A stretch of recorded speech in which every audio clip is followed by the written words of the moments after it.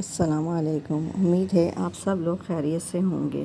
اگر آپ میرے چینل پہ نئے ہیں تو میرے چینل کو لائک، سبسکرائب اور شیئر کر دیں۔ شکریہ۔ اب ہم اپنی کہانی کا آغاز کرتے ہیں۔ میں نے تمہاری باتیں توجہ سے سنی۔ تم نے جو کچھ کہا اس میں ایک لفظ بھی غلط نہیں، مگر میں کیا کروں؟ عقل کہتی ہے کہ بخارا کا رخ کر، مگر سوہنی کی موہنی صورت راستہ روک کر کھڑی ہو جاتی ہے۔ اس کی خوشبو میرے خون کی گردش میں شامل ہو گئی ہے۔ میں اس خوشبو سے دور رہنا بھی چاہوں تو نہیں رہ سکتا۔ اب گجرات کی رات میری رات ہے اور گجرات کی صبح میری صبح ہے۔ اگر تم یا میرے دوست میرا ساتھ چھوڑنا چاہتے ہو تو میں کسی کو روکوں گا نہیں۔ میں یا تو اس سرزمین کی شہزادی حاصل کروں گا یا پھر اس زمین میں دفن ہو کر رہ جاؤں گا۔ مگر آپ یہ کیوں نہیں غور کرتے کہ اگر آپ نے تلے کی دکان پر جانا نہ چھوڑا تو ایک دن آپ کو گجرات سے بڑی بے عزتی سے نکلنا پڑے گا؟ غلام نے ذرا تلخ لہجے میں کہا۔ جس کام سے کچھ حاصل نہ ہو اس کے لیے بے عزت ہونا کوئی عقل مندی کی بات نہیں۔ عزت بیگ اپنے وفادار کے بگڑے تیور دیکھ کر پریشان ہو گیا۔ اس نے کہا، اچھا اگر میں سوہنی کی دکان پر جانا چھوڑ دوں پھر تو تم لوگوں کو یہاں رہنے پر کوئی اعتراض نہ ہوگا؟ میرے مالک، غلام نے سمجھاتے ہوئے کہا، اگر گجرات میں ٹھہرنے کی کوئی وجہ تو ہونی چاہیے۔ کیا لوگ نہیں پوچھیں گے کہ ہم یہاں کیوں پڑے ہوئے ہیں؟ ہمارے پاس کافی رقم ہے، ہم یہاں کوئی دکان بھی تو کھول سکتے ہیں۔ عزت بیگ کو ایک عقل کی بات سوجھی۔ عزت بیگ کے دوستوں نے ملازم کو بھی ورغلا دیا تھا اور اسے ڈرایا تھا کہ اگر عزت بیگ کچھ دن اور گجرات میں رہا تو آوارہ گردی میں پکڑا جائے گا اور پھر ہم سب اس کے ساتھ کھنچے پھریں گے۔ اسی لیے ملازم اپنے آقا کو جلد از جلد یہاں سے نکال لے جانا چاہتا تھا۔ عزت بیگ کی زبان سے دکان کا ذکر سن کر اس کے دماغ نے بھی کام کیا۔ آقا، آپ نے ٹھیک فرمایا، نوکر نے تاکید کرتے ہوئے کہا۔ اگر ہم گجرات میں دکان کھول لیں تو پھر ہمارے یہاں رہنے پر کسی کو اعتراض نہ ہوگا۔ آپ سوہنی کے دیدار سے آنکھیں سیکیے گا اور ہم کاروبار کرتے رہیں گے۔ عزت بیگ ملازم کی بات سن کر بہت خوش ہوا۔ اس نے کہا، بس تو پھر ٹھیک ہے، تم کل ہی کوئی دکان کھول لو، جتنی رقم کی ضرورت ہوگی میں دوں گا۔ مگر عزت بیگ کہتے کہتے رکا۔ آپ شاید سوچ رہے ہیں دکان کاہے کی کھولی جائے؟ ملازم نے سمجھتے ہوئے کہا، وہ میں نے پہلے ہی سوچ لیا ہے۔ دکان ایسی ہونی چاہیے جس کی وجہ سے آپ کا اور سوہنی کا رابطہ قائم رہے۔ عزت بیگ نے ملازم کو تعجب سے دیکھا۔ میں تمہارا مطلب سمجھا نہیں آقا۔ سوہنی کی دکان برتنوں کی ہے، اگر ہم بھی برتنوں کی دکان کھول لیں تو پھر آپ کا سوہنی کے دکان پر روز آنا جانا ہو سکتا ہے۔ اور ملازم نے مسکرا کر عزت بیگ کو دیکھا۔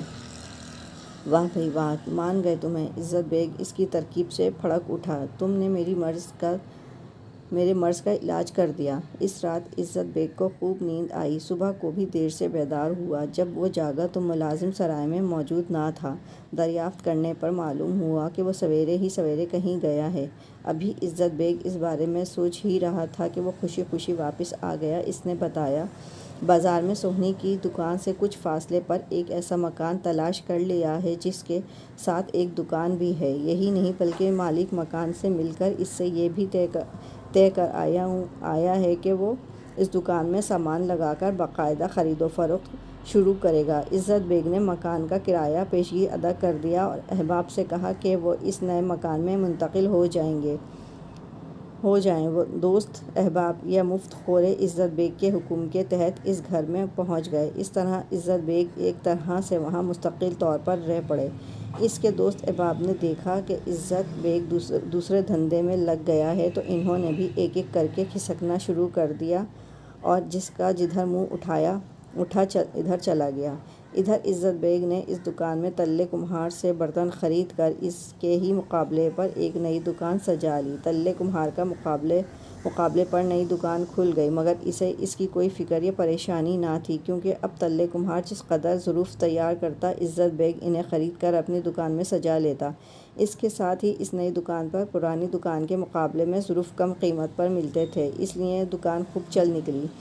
عزت بیگ کو دکان کھولنے کا یہ فائدہ ہوا کہ اس کا تلے کمہار کے گھر آنا جانا شروع ہو گیا، لیکن وہ سوہنی کے دل میں رتی بھر جگہ نہ پیدا کر سکا، بلکہ سوہنی اپنے مقابلے پر دکان کھل جانے کی وجہ سے عزت بیگ سے کچھ زیادہ ہی کھنچ گئی۔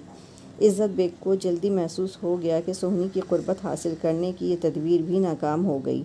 مہنگے داموں برتن خرید کر سستے داموں بیچنے سے اسے کافی نقصان بھی ہوا، مگر وہ صرف اس امید پر دکان چلاتا رہا اور نقصان برداشت کرتا رہا کہ کسی نہ کسی دن وہ سوہنی کے دل میں اپنے لیے جگہ پیدا کر لے گا۔ آخر عزت بیگ کے ساتھی اس کی فضول خرچیوں اور بے تکی باتوں سے تنگ آ گئے۔ عزت بیگ کی دولت بڑی تیزی سے ختم ہو رہی تھی اور ان کا خیال تھا کہ اگر اس نے ہاتھ نہ روکا تو کچھ ہی دنوں میں بھیک مانگنے کی نوبت آ جائے گی۔ انہوں نے ایک بار پھر آپس میں مشورہ کیا۔ انہوں نے عزت بیگ کے ملازم کو بھی اس سے باغی کر دیا۔ پھر ایک رات جب عزت بیگ خوابوں کی دنیا میں اپنی آرزوؤں کے گل بوٹے لگا رہا تھا، اس کے تمام دوست احباب بقایا رقم اور قیمتی سامان لے کر گجرات سے چمپت ہو گئے۔ صبح عزت بیگ کی آنکھ کھلی تو اس نے دیکھا کہ اس پر جان چھڑکنے والے دوست احباب تمام مال و متاع سمیٹ کر اس کے گھر میں جھاڑو پھیر گئے۔ اس نے اپنا سر پیٹ لیا اور بچوں کی طرح سسک سسک کر رونے لگا۔ اسے تسلی دینے والا کوئی نہ تھا۔ ایک طرف اسے مکان کا کرایہ ادا کرنا تھا تو دوسری طرف تلے کمہار کی بھی رقم ادا کرنی تھی۔ گھر میں کوئی ایسی چیز نہ تھی جسے بیچ کر وہ ادائیگی کرتا۔ آخر اس نے دکان بند کر دی اور گھر میں چھپ کر بیٹھ گیا، مگر اس طرح تو زندگی نہیں گزاری جا سکتی تھی۔ پہلے اس نے سوچا وہ بھی خاموشی سے کسی طرف نکل جائے، مگر سوہنی کی تصویر فوراً اس کے سامنے آ جاتی۔ عزت بیگ کو محسوس ہوا جیسے سوہنی بڑے غصے سے اسے دیکھ رہی ہے۔ پھر سوہنی کے ہونٹ ہلے اور اس نے تنزیہ کہا۔ عزت بیگ اتنی سی مصیبت سے گھبرا گئے۔ پھر کس کے لیے محبت کا دعویٰ کیا تھا؟ اس میدان میں تو سر سے کفن باندھنا پڑتا ہے، نقد جان کا نذرانہ پیش کرنا ہوتا ہے۔ تم نے تو صرف مال ہی گنوایا ہے۔ عاشق کی نظر میں مال و دولت کی کوئی حقیقت نہیں ہوتی۔ پہلے ہی قدم پر پاؤں توڑ کے بیٹھ گئے تو مقصد کو کس طرح کھینچو گے؟ ابھی تو ہجر و فراق کے طویل راتوں سے گزرنا ہے، بدنامی اور رسوائی کے دریا عبور کرنا ہے، پھر جان کی بازی لگانا ہے۔ اگر تم اس قدر بزدل تھے تو پھر اس راستے پر قدم ہی کیوں رکھا تھا؟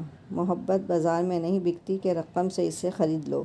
محبت کی ایک نظر التفات کے لیے شعلوں کے سمندر سے گزرنا پڑتا ہے۔ اگر جان قربان کر کے بھی وصال یار حاصل ہو جائے تو یہ سودا بہت سستا ہے۔ قیس و لیلیٰ کو دیکھو، وامق و عذرا پر نظر ڈالو، اس چناب کی چاندنی راتوں میں ہیر رانجھا کی روحوں کو دیکھو تو تمہیں معلوم ہوگا کہ یہ تمام عاشق اپنی اپنی مراد کو کس طرح پہنچے۔ ابھی وقت ہے۔ اگر محبت میں گرمی عشق میں سوزش نہیں تو سوہنی کا خیال دل سے نکال دو اور بخارا واپس چلے جاؤ۔ سوہنی کے متحرک لب خاموش ہوئے تو عزت بیگ چیخ کر بولا، نہیں نہیں سونی، میں تمہیں نہیں چھوڑ سکتا، تمہارا خیال دل سے نہیں نکال سکتا۔ میں تم تک پہنچوں گا، راستے کے ہر پتھر سے سر پھوڑوں گا، بدنامی اور رسوائی کے تمام داغ سینے میں چھپا لوں گا۔ بخارا سے میرا کوئی تعلق نہیں، گجرات میرا ہے، میں گجرات کا ہوں۔ میری زندگی اور موت تیرے ہی قدموں میں اور تیری ہی سرزمین سے وابستہ ہے۔ سوہنی کی تصویر دھندلی ہو کر فضاؤں میں تحلیل ہو گئی۔ عزت بیگ نے اپنے ہی حال پر غور کیا۔ اسے اپنے آنسو بہانے پر افسوس ہوا۔ یہ تو سراسر محبت کی توہین تھی۔ اس نے اپنے جسم میں ایک نئی توانائی محسوس کی، عزم اور ہمت کی جو طاقتیں پس منظر چلی گئی تھیں اور پیش منظر میں آ گئیں، اور اس کے قدم تلے کمہار کی گھر کی طرف اٹھنے لگے۔ تلے کمہار کو عزت بیگ کی خستہ حالت دیکھ کر بڑا افسوس ہوا۔ اس نے بڑے پیار سے پوچھا، پردیسی، تم نے کیا حالت بنا رکھی ہے؟ تم بڑی نفیس طبیعت کے مالک ہوا کرتے تھے، تمہارے لباس پر شکن تک نہ پڑتی تھی، مگر پگڑی تم بڑی خوبصورتی سے باندھتے تھے، مگر اب میں تمہیں دیکھ رہا ہوں کہ تمہارے بال بڑے ہوئے ہیں، کپڑے میلے ہیں، صورت پر حسرت برس رہی ہے۔ آخر یہ سب کیا ہے؟ عزت بیگ نے افسردگی سے کہا، تلے بابا، اب میرے پاس کیا دھرا ہے جو نئے کپڑے پہنوں یا بال بنوا کر خوبصورت پگڑی باندھوں؟ میرا تو سب کچھ لٹ گیا، میں اپنے ہی آدمیوں کے ہاتھوں برباد ہو گیا۔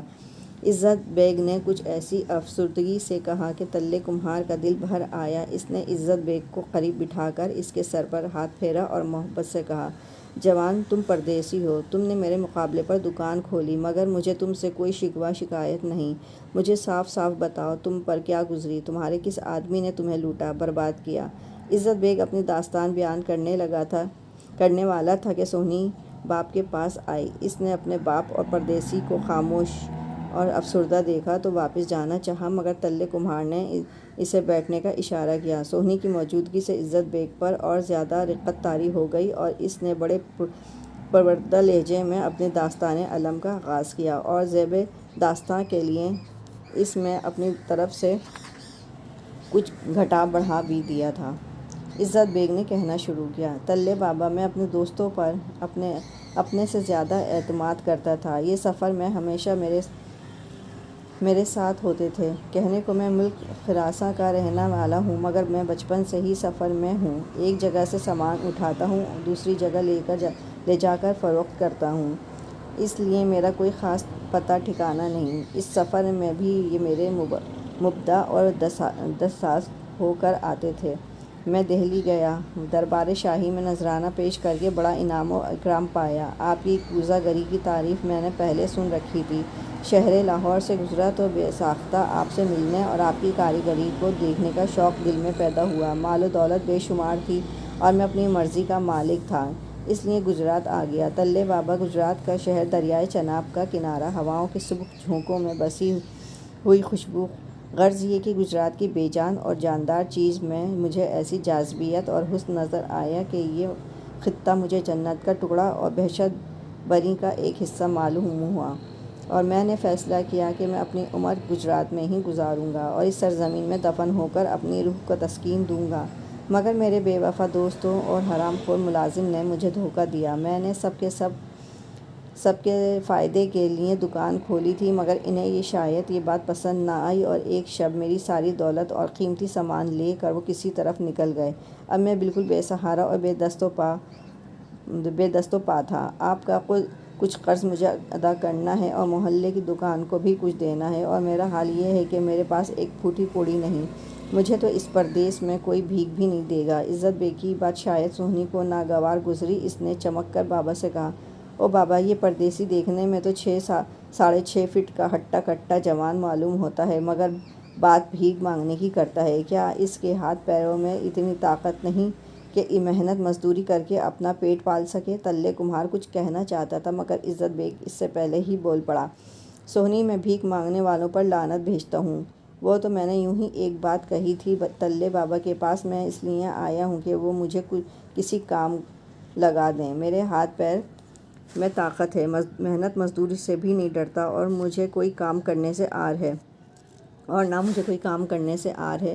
میں چاہتا ہوں کہ میرا کسی جگہ ٹھکانہ ہو جائے تو میں سب کا قرض ادا کر دوں۔ سہنی کو جیسے عزت بیگ کی باتوں سے اطمینان سا ہوا، اس نے اپنے باپ کی طرف اس طرح دیکھا جیسے وہ پریشان حال پردیسی کی سفارش کر رہی ہو۔